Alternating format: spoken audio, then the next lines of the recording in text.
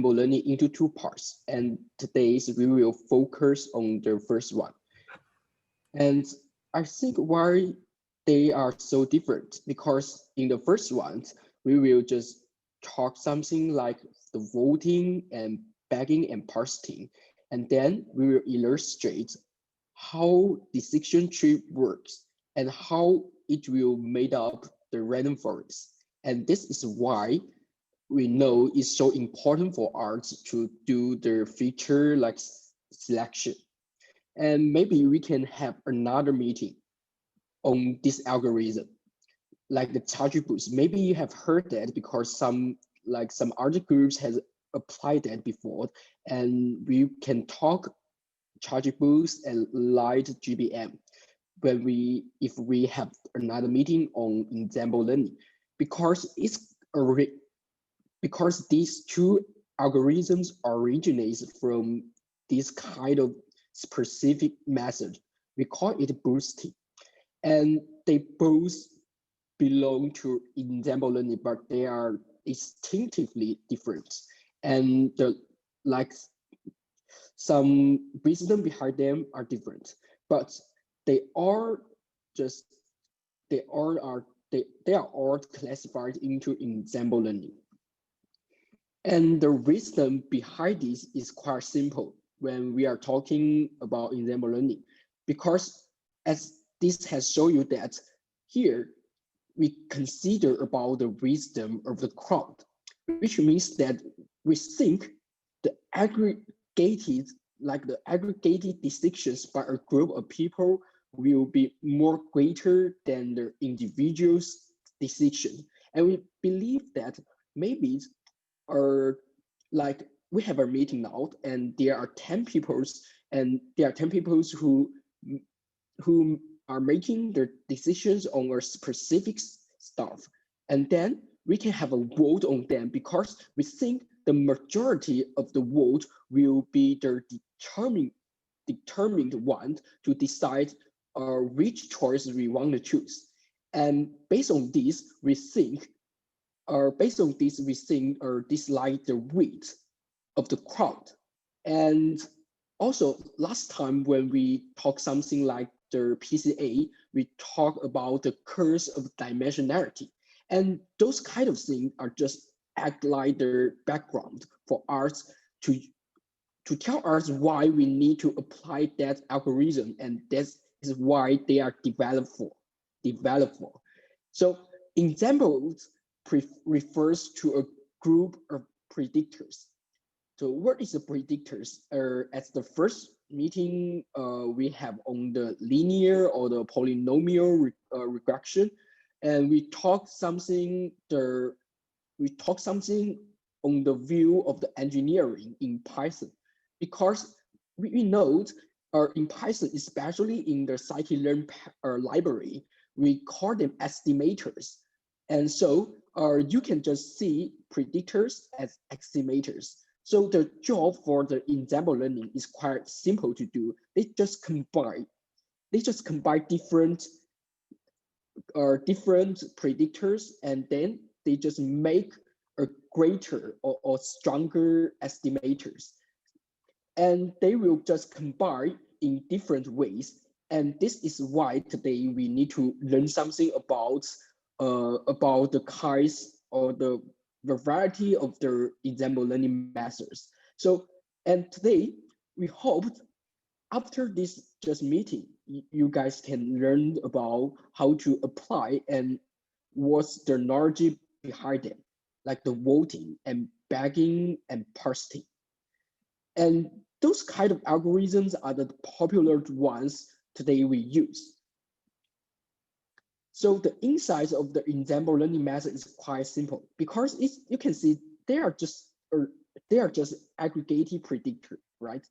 So the best case for us to think is that why we should consider the best case, because we think if all of the classifiers, we just take the classification as an example, and if all the classifiers, they are perfectly independent, which means that maybe they are trained on different data sets, we have different training data sets, and that would ensure that they will make uncorrelated errors.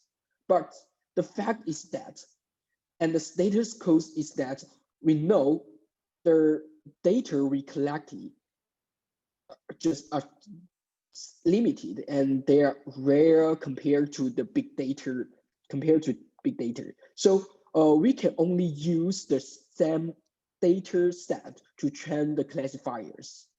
So that would be most likely to get the same types of errors. So, and this will be some bias when we are using the ensemble learning. But there are some other techniques we can use just to improve that. How can we do it? Because like we can use diverse classifiers and we can get various errors to increase the accuracy of the model of the final ones we want. And here is a picture. So because let's just have a see on it.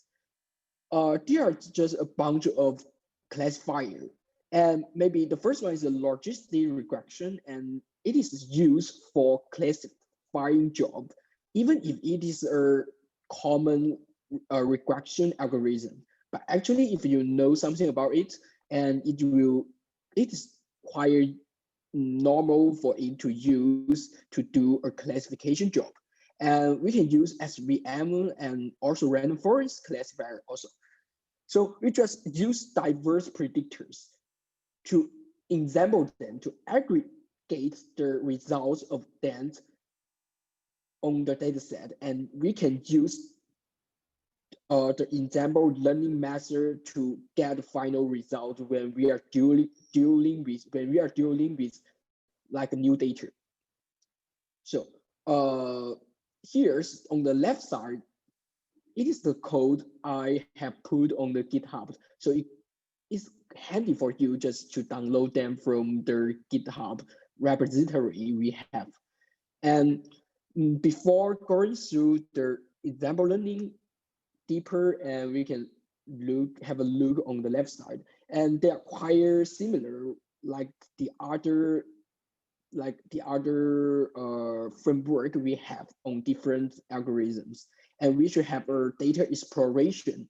And on the left side, I just make a simple one for you to just apply practically to the apply to the algorithm practically. And you can try different combinations, and you can combine the algorithms with the PCA and also with the linear or polynomial regression. And also, as I have told you that, and as I have keep telling, we should try different combination to get a better like generalization model we think they are suitable for our project. So it would be a time-consuming work for you to do, when you are doing machine learning job like this.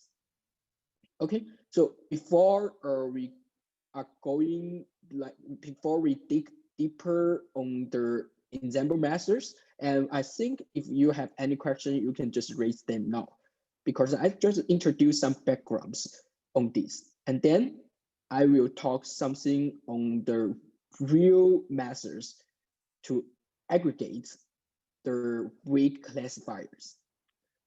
So any questions on the background?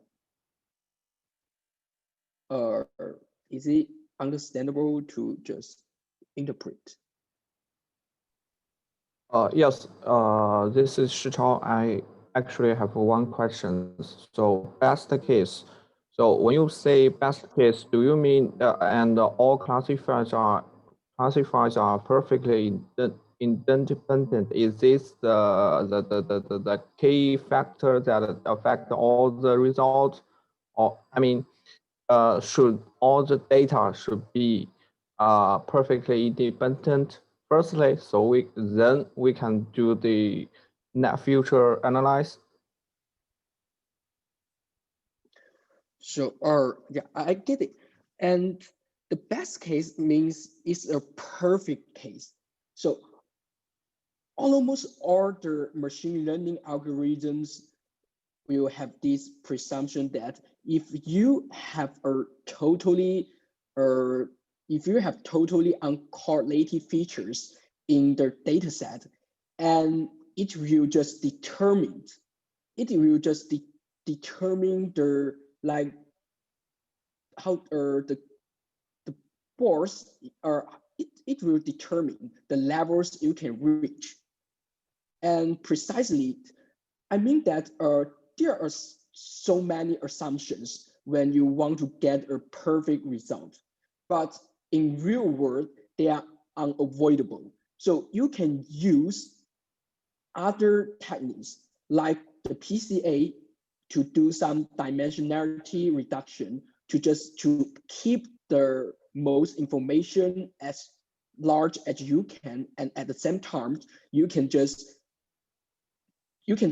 decorrelate, you can just drop some strongly correlated features, because this is why you are one or this is why you want to apply the PCA. So it's in other words, which means that it is unavoidable. Whatever machine learning algorithm you are going to apply, it is unavoidable to get this problem. So we think it's a perfect case, but the real world is complicated, and the data you collect is not as pure as you think. So Okay. you can use different techniques to solve that problems to minimize the cost. And can you get it? Yeah. Yeah, thanks. Great. Okay. So here's the wisdom of the random forest. And we will start to have a grasp on that by telling and by learning about voting. And also the following one is bagging and parsing.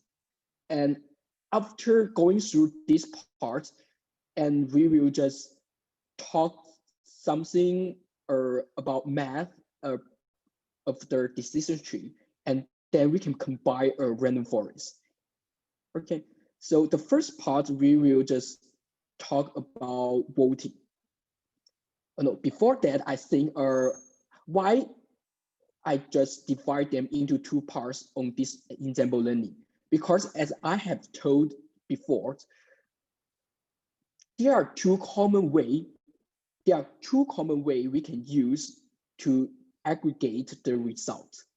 And the first one is just I put it here, a bagging, and the other one is boosting. So the difference between them is that you can just train all the classifiers parallelly, and which means you can just take the full potential of the CPUs you have, and you can train them simultaneously, and which will means that you can just boost the speed. And the way it's used, we just classify it as the first method, the first technical, and this is the one we are going to introduce today. And the other one is boosting, which means that the classifier are just connected or closely, and they should be sequential. And it will use the results of the large classifier as the input of the next classifier. And so they are distinctively different. And this is why we need to have two different just introduction meeting on ensemble learning. And usually in the project, for now, or just so far, we just use the single classifier to do the job. And after this lecture, you can try different combinations on that. Okay, like what is the voting? Also, it's quite simple to understand because it just aggregate, like I put it here. It's just aggregate the predictions of each classifier, and which means the final result of the voting should be the majority vote, But usually there are two types of voting. The first one, we call it the hard voting classifier, because which means that everyone has a equal weight, like everyone has just an equal weight right to vote, and every ballot, or we call it every ballot, will just be seen equally, and we just calculate the number or the occurrences in voting. So the majority of the vote will be the final result of the training process. So that is why we call hard voting classifier. And the other type is the soft voting classifier. And why we just separate them? Because we think maybe some guys are just experts, and maybe some guys are doers, and which means that they are different from the normal people in voting, because they are just efficient, or they are just, or how can I say, or they are just proficiency in dealing with this problem, and they are experts. So maybe their ballots will weight, or just are way higher than the other ones. So this is why we have the second voting method. We call it soft voting.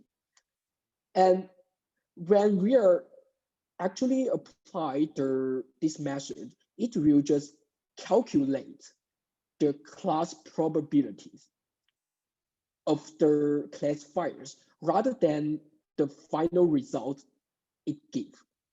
And this is why they are different, because on the second, like in the second scenario, we consider that maybe some guys' decisions are determinative than the other guys, because maybe they are just experts in this rank. And this is why we have this soft voting method. And when you are apply this method, soft voting method, you should ensure that all of the classifiers have the ability to just give out the probability at the end.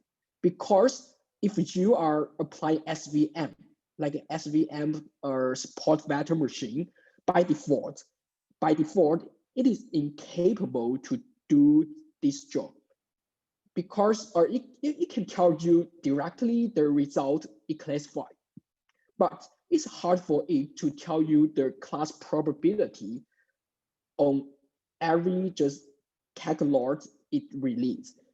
But just fortunately, you can just set this hyperparameter probability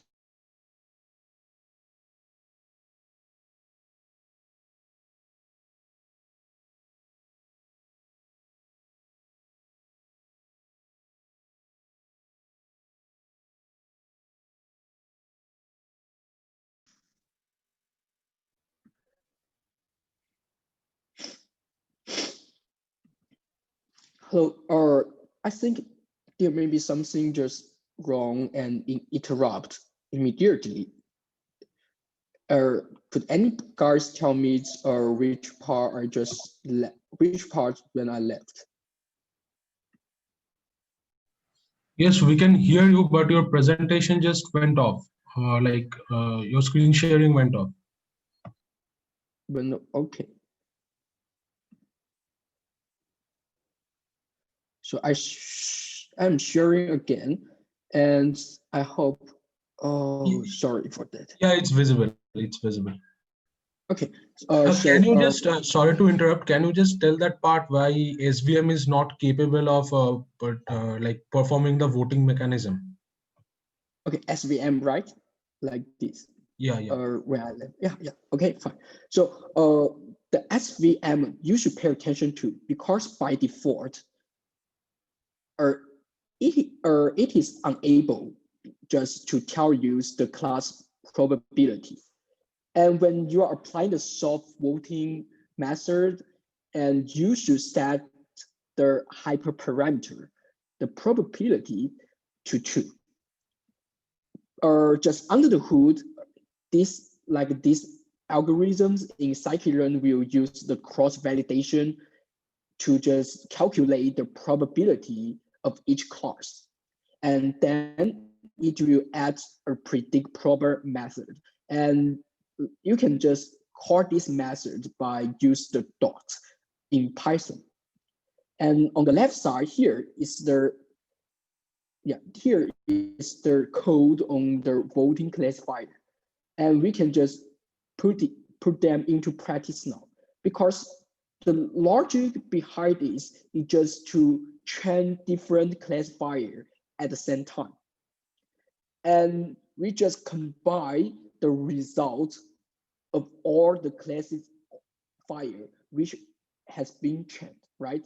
So here for us to do is just to call or just to have to get different or various classifier, and then we train them as we always do before, and then we can just see it, just the individual classifiers trained on the same data set and what score they will get on the same testing or on the same testing data set. And apparently they are different when they are doing like the classification. As we can see, for the random forest classifier, it is the best classifier in this scenario because it can get the highest scores, or in other words, the highest accuracies. So as we can see, the logistic regression will fail to do that job because you can only get 82% of the accuracy. So as usual, we will just use this individual classifier to do the machine learning job. But after relearning this, we can combine them together to get a more powerful one, like here. And then we just import the voting classifier, and we can set the mode, the mode of the voting. We can say it hard or like short. But one notice is that if you put it into short, you should ensure that all the estimator can give out the predict probability. And when you are using SVM, you should set the hyperparameter here, and we retrain it again. And we can get the scores now, like this one. And usually you can get a better, like a higher score than individual one, because normally when you aggregate the results, and you will get a better one because all the data has been evaluated through all the classifier, and this is the weight of it.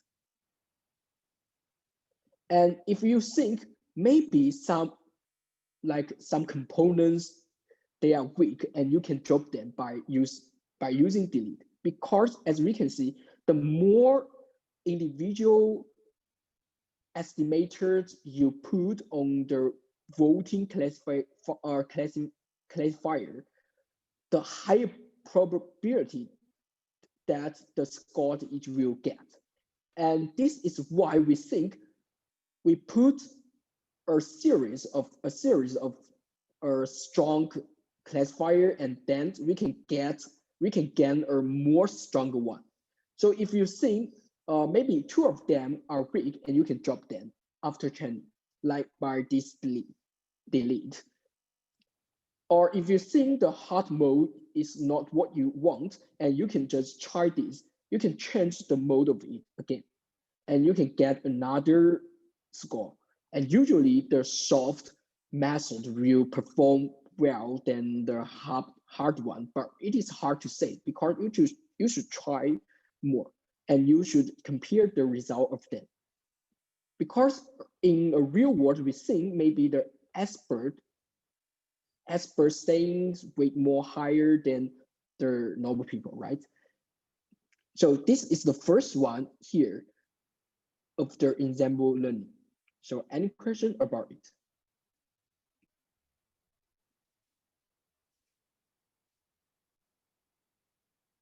So if not, and we'll just move on to the next one.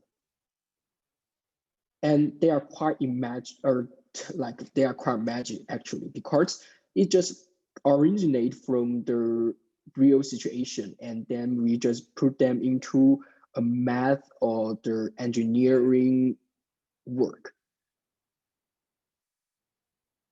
Okay, so just move on. And the next one is bagging and parsing. So also we will just illustrate the analogy, and then we can see them on the real code on the left side. And word is the use of the bagging and parsing, because as we have talked in the beginning of this meeting, we hope that we can have diverse classifier, because we cannot guarantee that the perfect case we can have, but we can do some improvement on that. So how can we get diverse classifiers? The first strategy to use is to train different algorithms. As we can see, we can have the logistic regression, and maybe we can have multiple layer like perception. And we can have SVM also. So the first strategy is to train different algorithms. And the second one is just to train the algorithms on different random subsets of the training set. And that is the base of the random forest, and we can see later. Okay, now we just go deeper on the in the bagging. So what does bagging refer to? Bagging is short for bootstrap aggregating, and it means you doing the sampling job with replacement, which means as this as this picture shows that when you are trying bagging strategy, and then maybe you just choose part of the data in this data set, and then the next one when you are training other algorithms, and you just do sampling job, and you will try some different part of the data.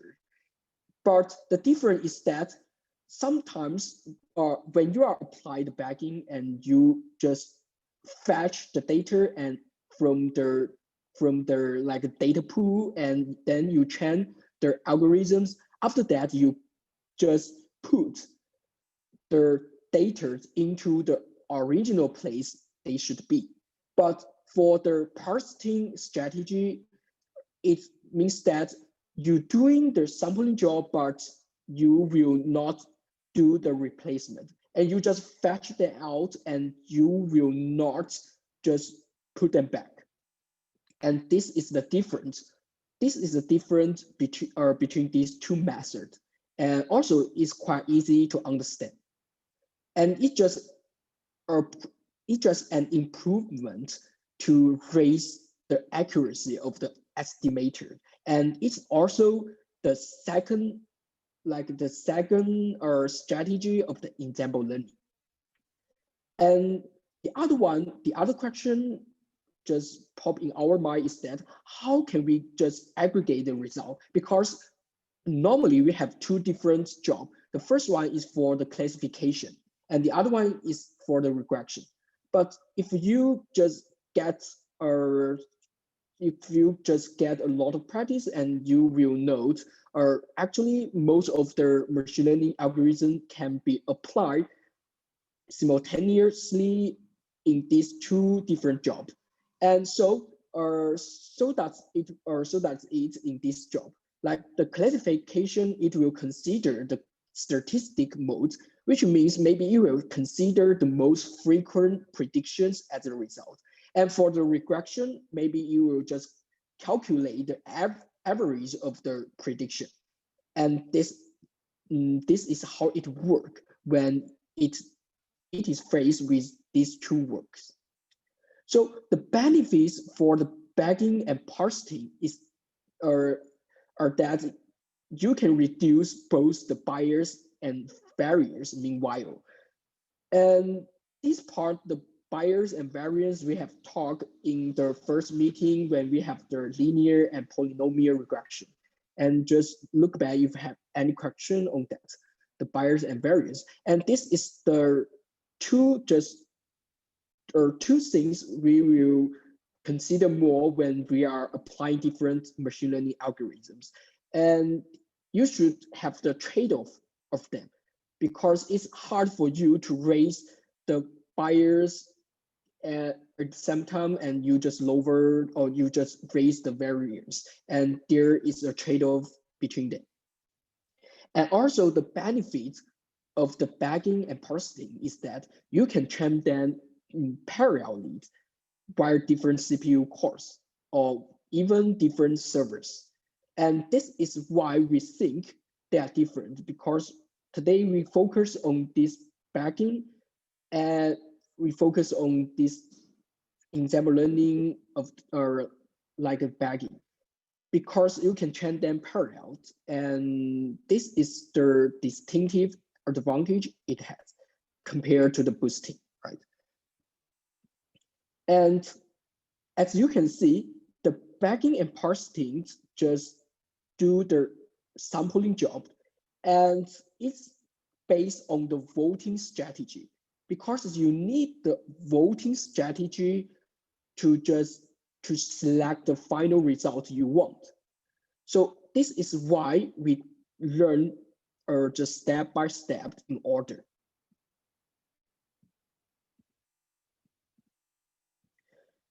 As I put it before, the difference between the bagging and parsing is that whether you replace the data, whether you just replace the data when you are sampling. So, which means that there is another advantage you have. You can do the out of bag evaluations. So what is out of bag evaluation? And it's quite understandable if you have idea on the validation set, because usually when we are just do the division on the data sets, we will just divide them into the training part and the testing part. And this is, we can see in the first meeting, but we didn't talk the validation part before, but we have seen there is a technique when we just import the cross validation score, and we can get a generalized score of this algorithm, of this machine learning model, and they are the same actually. So literally, our out-of-bag evaluation can be seen equally to the validation or the cross validation. And how it performs is that it just use the data, the remaining data that are not sampled, and it will use them as the validation set. So in other words, it just do the cross validation job. So you can just use the out of bag evaluation to get the generalized score of this ensemble learning method. So it will be handy. It will be handy compared to the cross validation, because you don't need to do that again. And apparently, because we do the sampling job, which means that every time when we are trying to train our predictors, we will just sample part of the data, and which means that every predictors we train in this machine, or like in this process, we will have different instances, and this will ensure that it can be seen as the cross validation.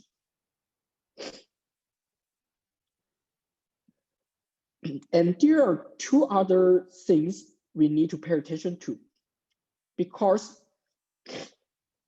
when we can just do the sampling on their data. Here is another questions, or just there is another question now, because we can do the job on the data sets. So can we just do the job on the feature? Like, can we just sample the features? Because we have do the sampling job on their data. So let's just change to the another mindset. Can we just use the same strategy on features? So what is features? And because, as I put it, literally we just extract some rules from the real world and put them into a more abstract word in math, or like in the engineering. And so how can you do it? We should need to search the rules or search the formula from the feature space, and which is the dimensions and which is the columns of the data set. We call it feature. And we can do the job on by sampling on the features. And this is why we have the random patches method. It refers to sampling both training instances and features. And also we have other method. We call it random subset method. It means that we are keeping all training instances. And in the Python code, we just set bootstrap to false and max samples to 1. But simultaneously, we do sampling on features. So it is called random subset method. And on the left side, we can see the code now. We just import the bagging classifier, and then we call the bagging classifier, and we just need some base estimators. Why we call it base estimator? Because it will be the fundamental component. It will be the fundamental component of this bagging classifier. And in this case, I just put the decision tree classifier here, because today the focus for us is to apply the random forest. And this is where random forest comes from. It comes from the voting, and it comes from the bagging, and it comes from the decision tree classifier. And you can just do it as we had before. It's quite simple. You just feed it, and then you just use the testing data to predict, and you can get the accuracy result. But the weight behind these codes just lie on the right side of these docs. And after this lecture, and I will put this document into the GitHub repository also. And after learning so much on the first kind of ensemble learning, and we will go deeper into the real machine learning algorithms we want to apply.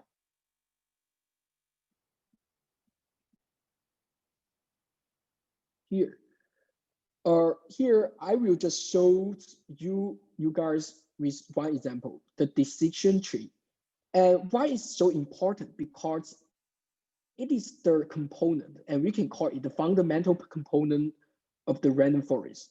So what is the random forest? Literally, it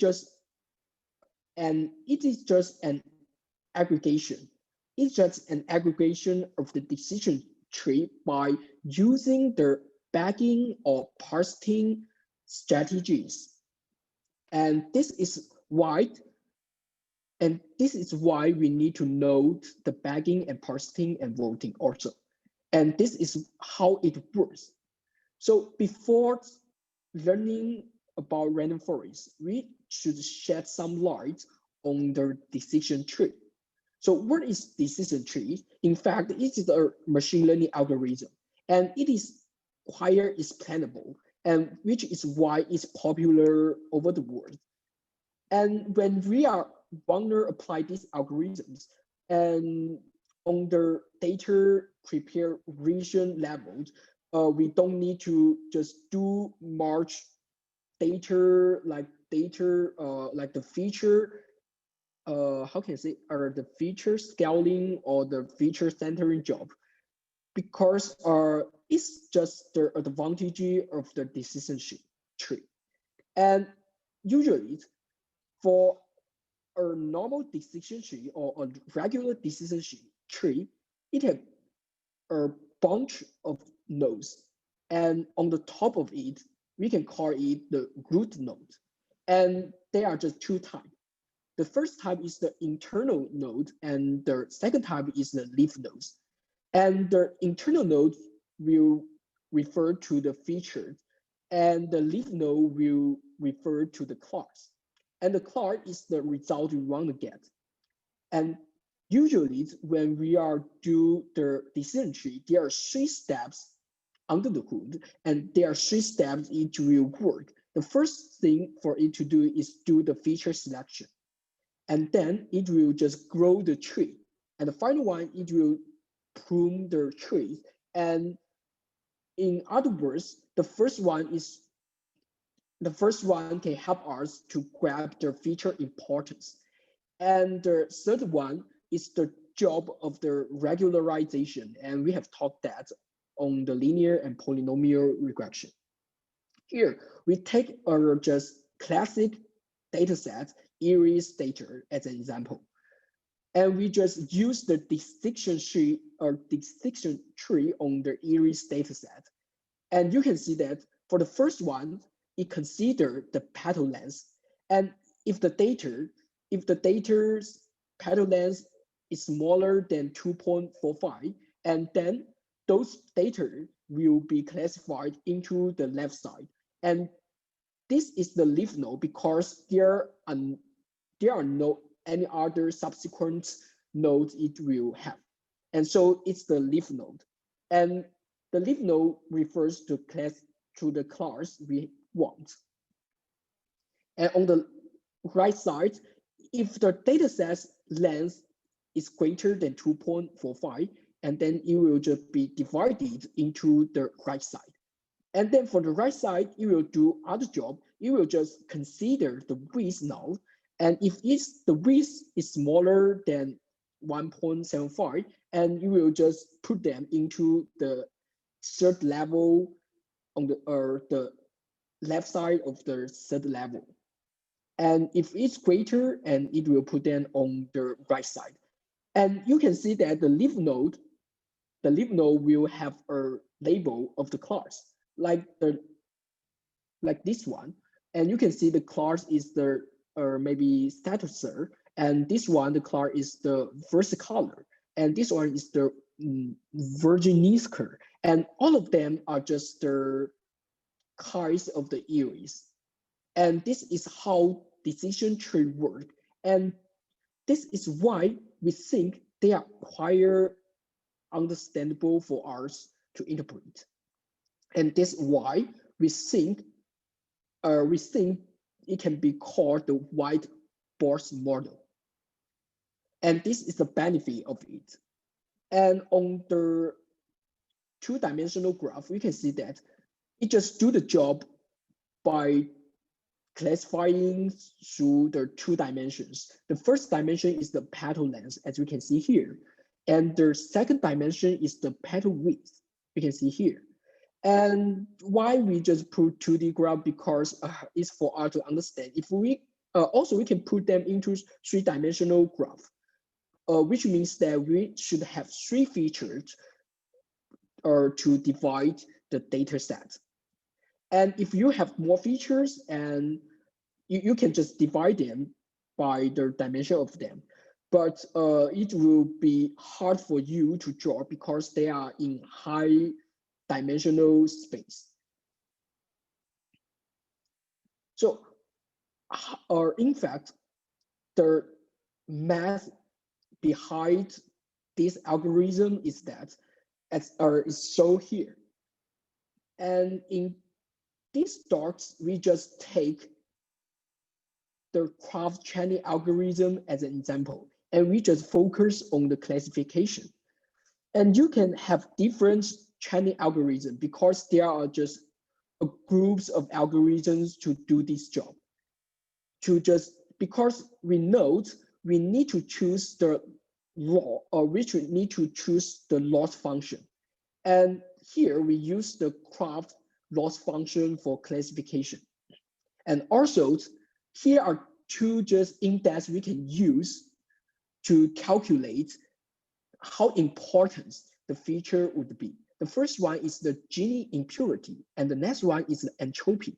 And the entropy is just the base of the thermodynamics theory, and it comes from the Shannon information theory.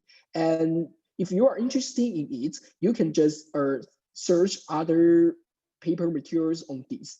And also they are quite simple to use because you just need to set the hyperparameter to entropy in Python code, because by default, the decision tree here, the decision tree classifier, you will just use the Gini impurity as the index. So if you want to use the entropy, you just set the hyperparameter to that.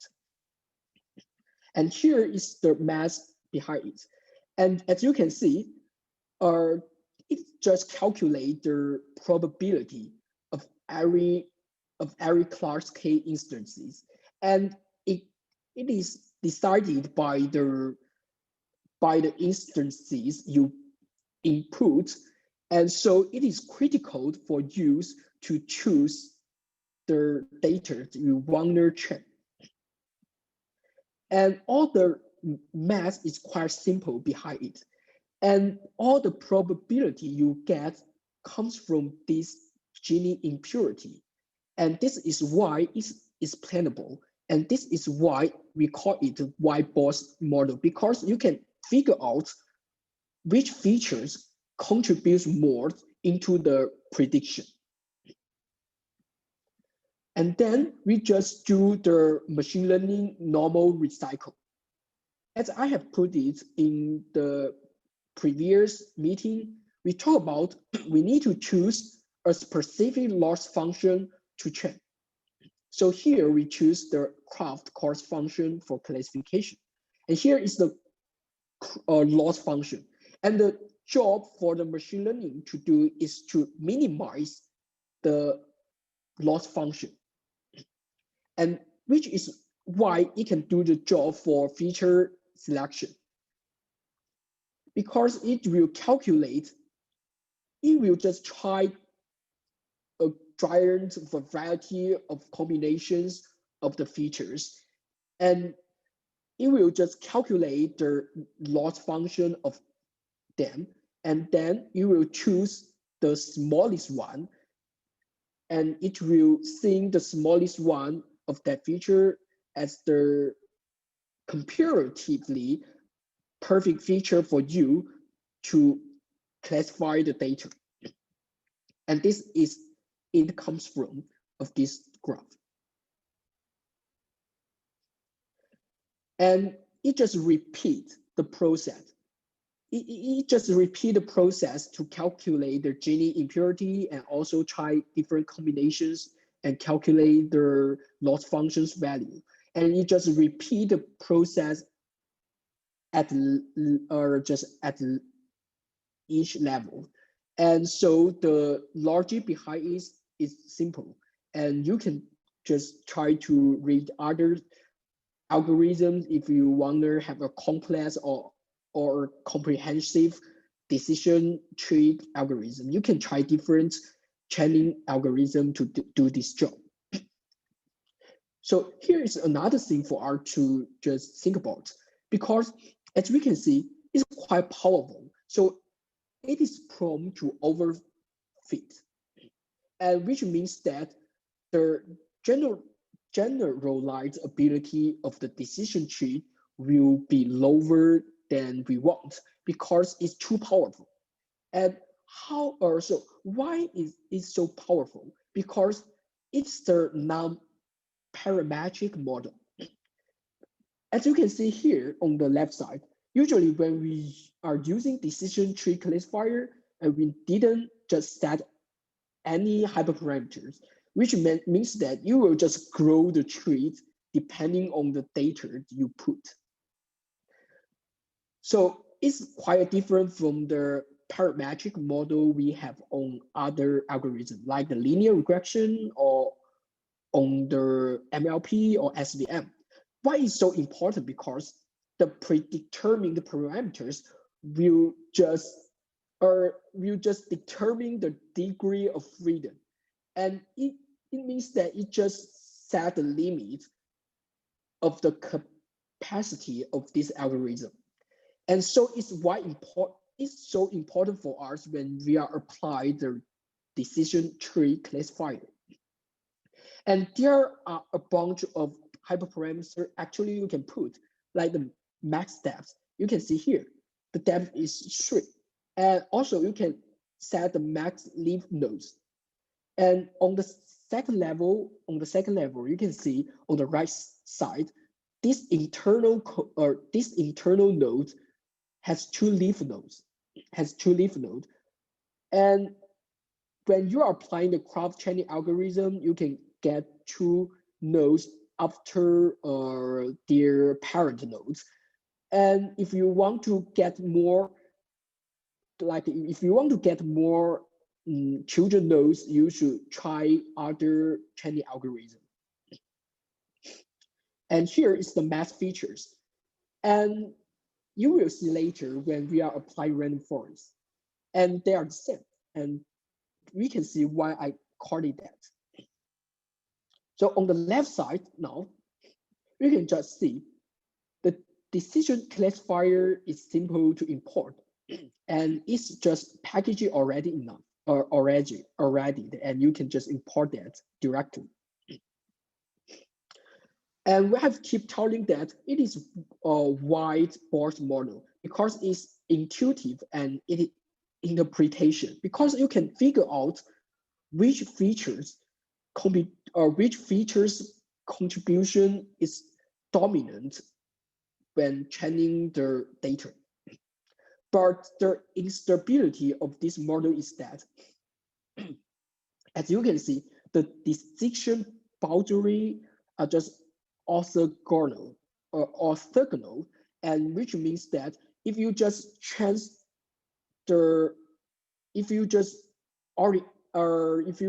rotate the data set, and the decision boundary will just vary quickly, and which means it's unstable to get the same result if you just change when you just trying to apply the PCA, because it just changes the dimensions or dimension predictions in the feature space. So it's sensitive to the Chinese set rotation, and even the small variation will just change the result. It will change a result a bit more.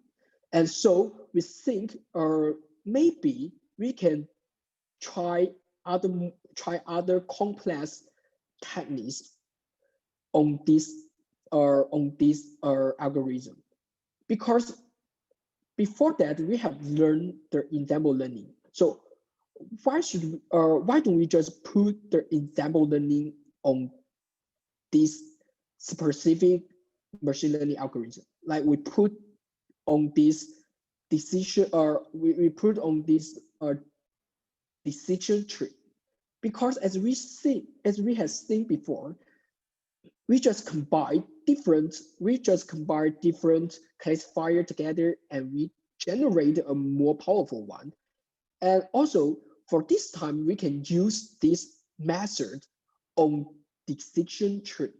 And this is why the names of the random forest comes from, because we build a large number of trees and then they form a forest.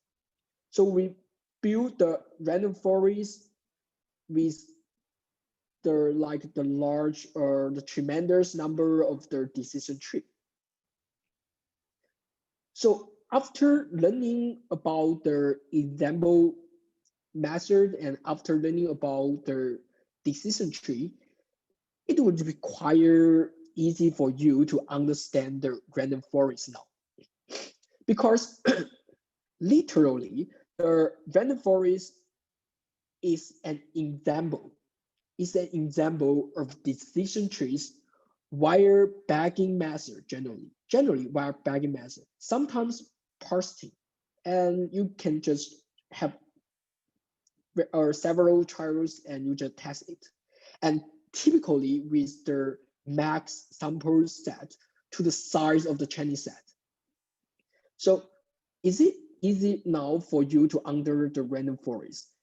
Because it originates from the decision tree and by using the ensemble learning methods.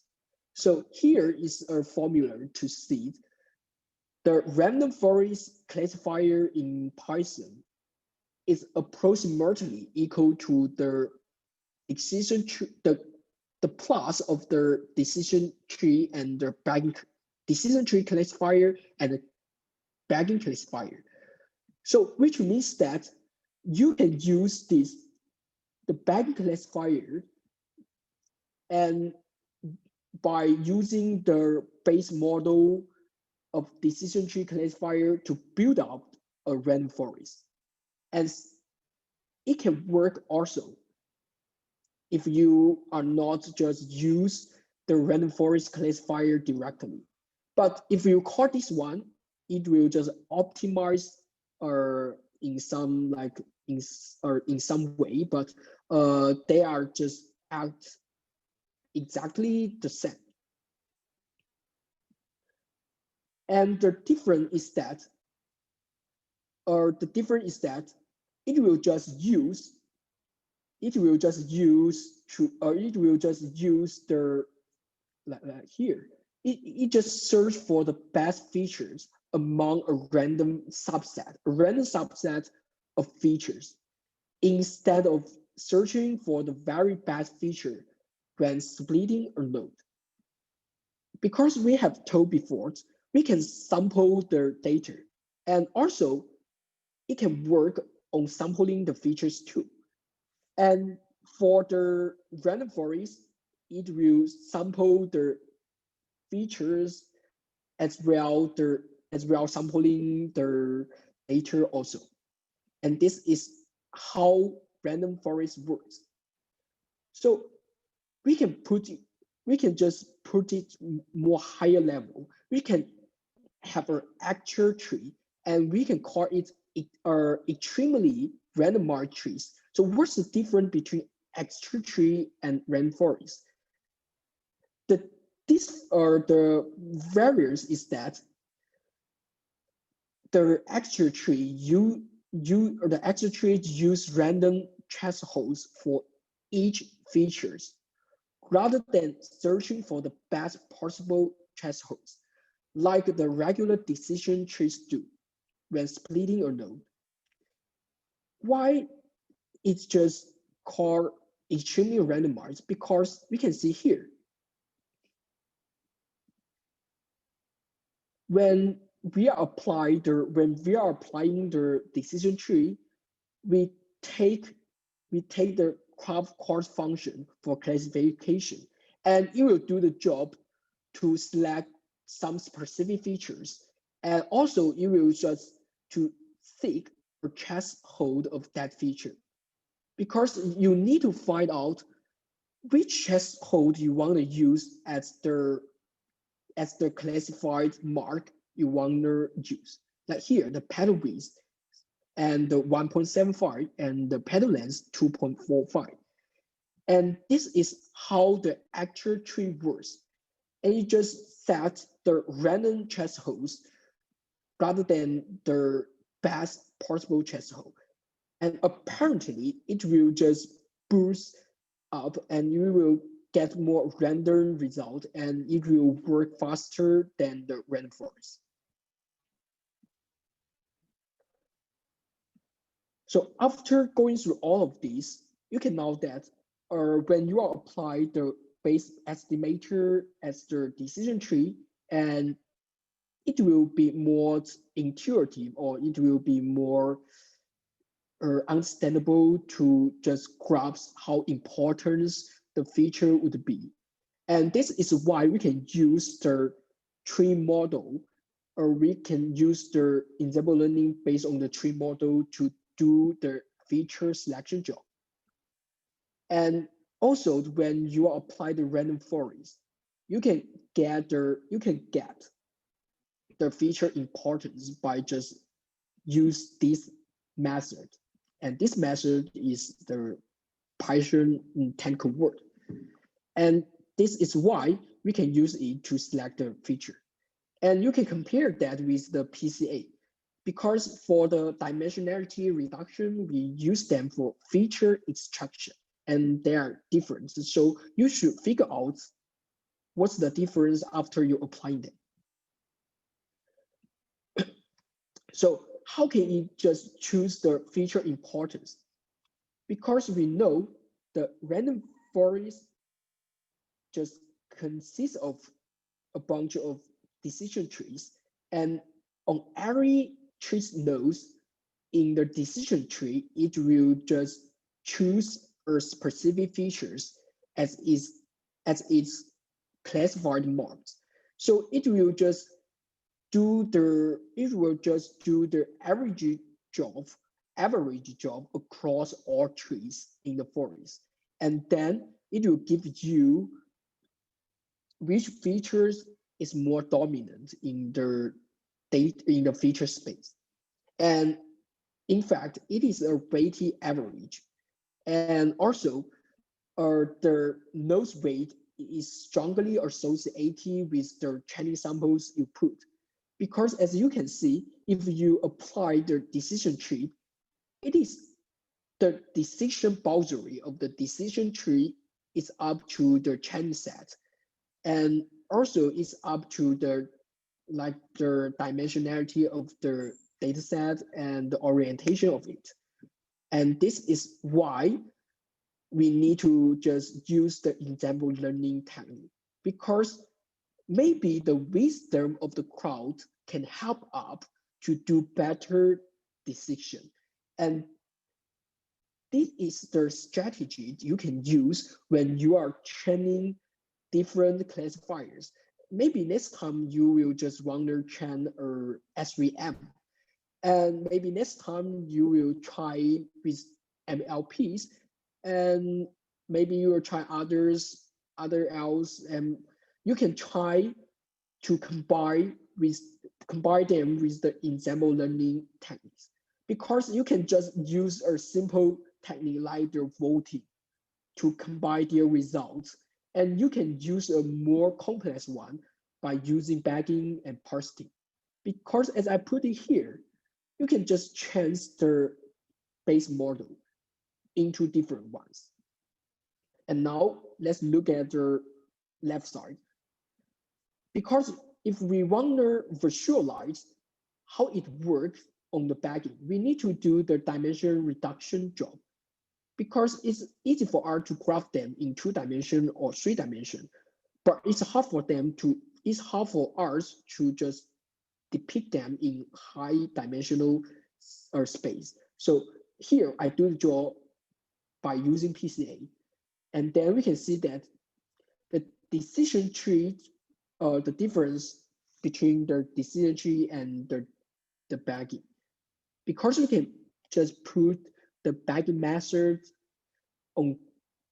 We can put the bagging method with the base model decision trees. And I just take other ones. I just take other data set from the scikit-learn. And here is a make moons. And we just use the same strategy on this data set. And we can see that if we use the bagging, and we can get a more smoother decision boundary, and which means that maybe it will work better. It will raise the accuracy. But on the left side, if we just use one model. If we just use one single classifier decision tree to classify the data set, and the final result would be like this, the left graph. It can do the classification job, but the decision boundary will be just orthogonal, or all the lines will be like perpendicular to each other, and which means that the generalization will work worse compared to the right side. And this is why we need to put the ensemble learning, because it can just get a smoother decision boundary in this case. So the left side is the singular classifier, and the right side is the ensemble learning methods on the decision trees. And here is the out-of-bag evaluation code. And we can do the job for the sampling feature. And how can you do these sampling features? You just set this hyperparameter bootstrap features to true, and it can work now. So the hyperparameters of the random forest is the sum of the sum of the decision tree classifier and the bagging classifier. So it will be quite easy to learn now, because if you know what the bagging classifier is and what decision tree classifier is, and you can just get accustomed to the random forest classifier easily. And here we just call the random forest, and you can just call it random forest classifier, or you can build a random forest classifier from the combination of these two classifiers. And it's quite simple to get the feature importances now, because as I put it here, if you use the tree model, and you can get the feature importances directly. And here is the feature importances ratio of each feature. And you can just depict them into a histogram graph. And I think this is the first part of the ensemble learning algorithm, because all of them can work parallelly. And at the end, we can just get random forest, and this is one we want to use. And I think the next meeting, if you want, we can have another introduction on the boosting. And at the end, we can get the charge boost and like GBM. And this is another part of the ensemble learning, and two of them are popular in this work now. So you can try with the code, and I have put them on the GitHub. And the remaining of the code is the boosting code, and you can try the code above, and that's all. And so any question if you have? Hi, thanks for the presentation, Sunny. So a quick question. I saw a lot of scores actually. So how high the score is means the result is useful. Could you just give one example? So which scores do you mean, Bart? Like the score maybe here? Like yeah, maybe the random forest the classifier, the score can be okay. So yeah, maybe random just forest? Yeah. Here, the feature importance? No, I mean the scores. The first part. The first part. The voting part actually. Okay. Check the voting classifier. Yeah. Scores. Yeah. Okay. So you can go below, just below. Okay. There are 1, 2, 3, 4, 5. Yeah, 5. there are five. You mean you just told us the highest one is the random forest classifier could be 93%. So I mean, how high this score is means this method is useful. So could so like maybe the person maybe the value should be higher than 95. So this means the method is perfect, or lower, maybe lower than 50. This means the method is not for this for the data set. Okay, again, actually, it's the evaluation of the machine learning algorithm. And usually for the classification, we can choose the accuracy, like this, accuracy as the measure to just to as the measure to evaluate the generalized ability of this algorithm. So there is no definite or like there is no definite line to tell how higher, also how or like how much the score it is will determine the ability of this algorithm to be. Because for the random forest classifier, maybe the result, the scores will be 0.93. But if you put a more complex, or like if you put a more complex classifier like the charge boost, and maybe you can get a higher result, maybe like 0.95. It cannot tell exactly, or it cannot tell exactly what how or like the how higher the scores will determine whether you get the best estimator. Because as we know, the accuracy, if the accuracy is one, which means that, okay, you get, you just, okay, if you get, or you get the best estimator on the testing data set, because we train the machine learning algorithm, we train the classifiers on the training data sets. And this is why it called the supervised learning. And then we train them, and it is a machine we get. All of the parameters is set. All of the parameters are set because we train them. And then how can we to how can we to judge the ability of this classifier is to use them on the which is to use them to the so-called unknown data set. By applying them on the testing data set, we can have a rough grasp on this, on the ability of that classifiers.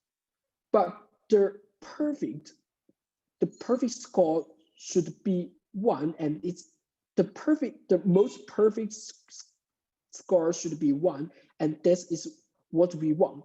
But actually in the real world, it's uh, unbelievable to get the accuracy one. And the accuracy is quite simple. It's just when you are doing the binary classification job, when you are doing the binary classification job, you want to just classify uh, whether it is this catalog, or whether it is not this catalog. Maybe it's cat or maybe it's dog, and whether it's cat or whether it's dog. And this is a binary classification. And this is how we can just calculate the accuracy. And it's quite simple because the real result of the testing data is known. And so we can just compare the predict result with the real result, and we can calculate the scores based on that. And this is how the accuracy comes from. And this is why for us, the job is to maximize the scores, but you should set the measures before, because in this case, we use the accuracy. Maybe you can use the ROC, and maybe you can use other just measures to evaluate. But you should make sure that the score should be higher, because there are some physical meaning behind these measures, behind this evaluation. Like if you just apply this code blindly, if you have no any idea on the right side of this one, and you, you would be unable to get aware of what it refers to, even if it's quite easy. Like you can see the code is quite easy to apply, and you can get the scores. Like you can just use the measure and you just import some packaging and you can get the scores. But the more thing you should do is to figure out what it refers to in a math way or in a physical way. And I think the question you raised is because you are kind of confused with the meaning of this accuracy. And I think after you just search them on the Google or the Bing or like something else browser, and you can get the point of these scores means. And they are quite simple and they are quite intuitive. Okay, thank you.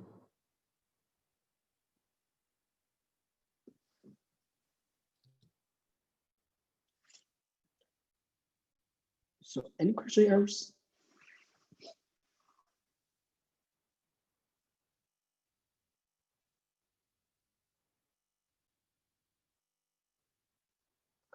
So the emphasis is that you should set the measures for every estimator, because it would be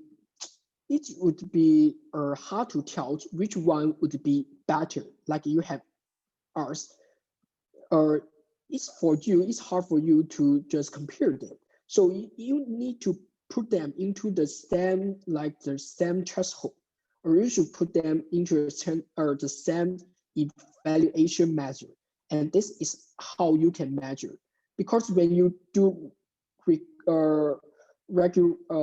regression, maybe when you are doing with regression, and maybe you will choose the R square as the score, as the score measurement, and maybe you will choose the RMSE, like root mean square error, as the evaluation measurement.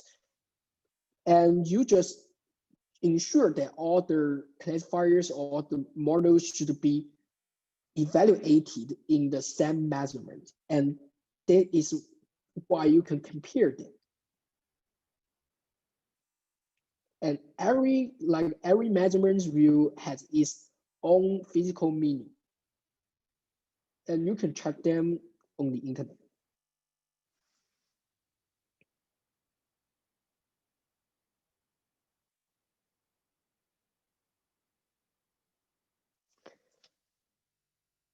Okay. So next time, I think when you are going to apply the target boost on like GBM, and maybe we can have other introduction meeting on the boosting and stacking.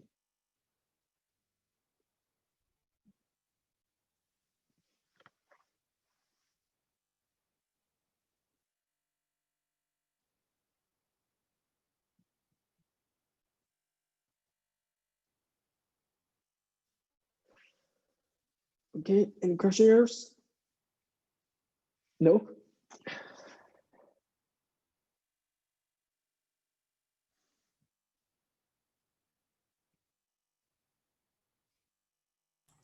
I don't have any question yet as of now, but I think after I try to run the code, every one of might have some doubts or some problems. So then we can ask you again, like if you're having some problem in applying the Yeah. code. Sure, definitely. And we can just contact anytime when you get a problem with that code. And okay. Yeah.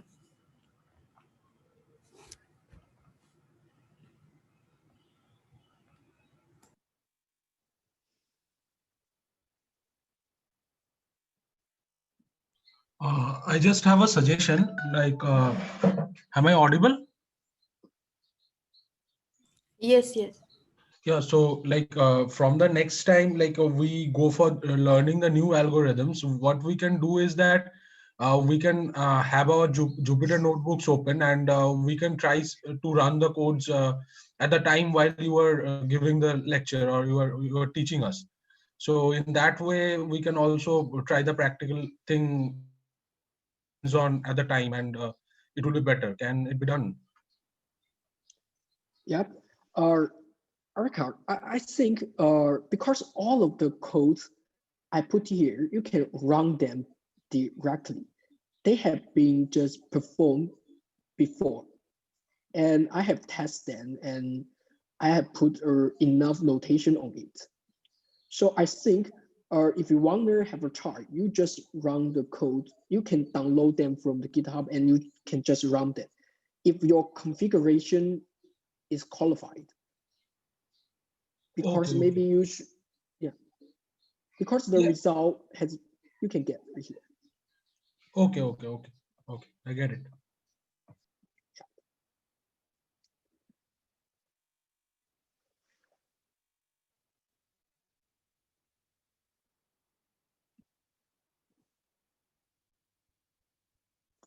And could you do me a favor, because I think maybe when there is interruptions when we are just have this meeting, because when we are talking about the SVM, and I think the network was broken, right? I think maybe I just drop out, and I think if anyone can just do some modification on the record.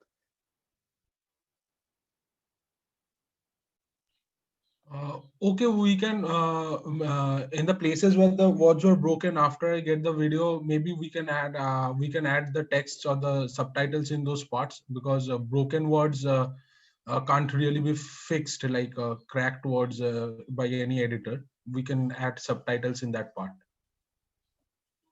Okay, thank you, Ark. And I'll get back to you with all the videos. Basically, I was not getting any time, but this week I might have some time, and I'll upload all the videos edited this week. Okay, that's really cool. I think. Thank you so much.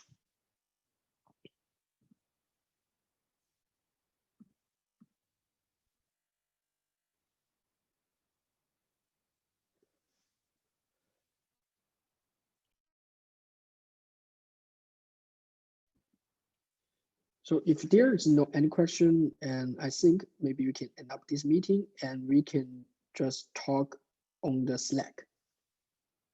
Okay. Yeah. Have a good day. Yeah. Have a good day too. Thank you, Sany, and everyone have a good day. Bye-bye.